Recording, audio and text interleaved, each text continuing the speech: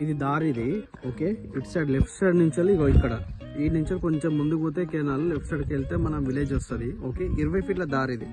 కొంచెం చెట్లు మొలిచినాయి లెఫ్ట్ రైట్. ఇక్కడ కెనాల్ ఉంది కదా, ఇక్కడ రైట్ సైడ్ కడి ఉంది కదా, కడి నుండి చెట్టు వరకు మొత్తం చెట్టు వదల దాకా వస్తుంది. 20 ఫీట్ల దారి ఇదంతా. 20 ఫీట్ల దారి ఇట్లా కింది దాకా పోతాడు. ముందు ఇంకా అగ్రికల్చర్ ల్యాండ్స్ ఉన్నాయి.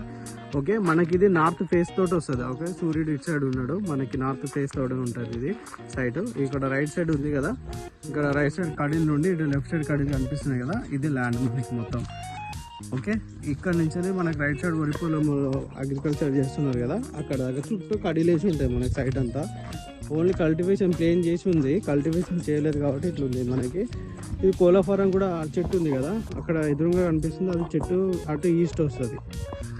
ఈస్ట్ ఇదేమో వెస్ట్ వస్తుంది. ఓకే, మనకి ఎంట్రన్స్ ఏమో ఇదేమో నార్త్ వస్తుంది మనకి. ఇది కోలా ఫారం కూడా బాగా పనిచేస్తుంది మనకి. ఎకరం 9 గుంటల ల్యాండ్ ఉన్నది మనకి. ఓకే, మంచిగా డబ్బా షేప్ ఉంటుంది. అక్కడ రైట్ సైడ్ కనిపిస్తుంది కదా, అక్కడ నుంచి వెళ్ళి ఇక్కడ లెఫ్ట్ సైడ్ కడీల వరకు. ఓకే, ఇది సైట్ మనకి.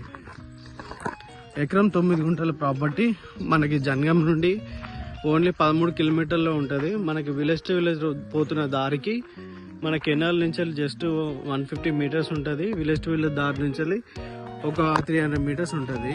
క్లియర్ టైటిల్లో రెడ్ సాయిల్ ఇదంతా. అక్కడ రైట్ సైడ్ అంతా మళ్ళీ వరి పొలాలు కల్టివేషన్ చేస్తూ ఉన్నారు. చుట్టుపక్కల అన్ని రైతుల్లో ఉంటారు ఇక్కడంతా. ఇది ప్రాపర్టీ ల్యాండ్ చుట్టూ మొత్తం కడీలు వేసి ఉంటాయి మనకి. చుట్టూ బౌండరీస్ అంతా ఫిక్సింగ్ చేసి ఉంటుంది. ఇది మనకి రోడ్ ఫేసింగ్. ఇక్కడ రైట్ సైడ్ లెఫ్ట్ సైడ్ కడి కనిపిస్తుంది కదా, అక్కడ కడి నుండి అక్కడ రైట్ సైడ్ వేపు చెట్టు కనిపిస్తుంది కదా, అక్కడ దాకా మొత్తం కొంచెం ఇట్లా చిన్న చిన్న చెట్లు మొలిచినాయి, క్లీన్ చేసుకోవాలి. రోడ్ ఫేసింగ్ ఫుల్ ఉంటుంది, నార్త్ ఫేసింగ్ తోటి వస్తుంది ప్రాపర్టీ. ఇది ల్యాండ్.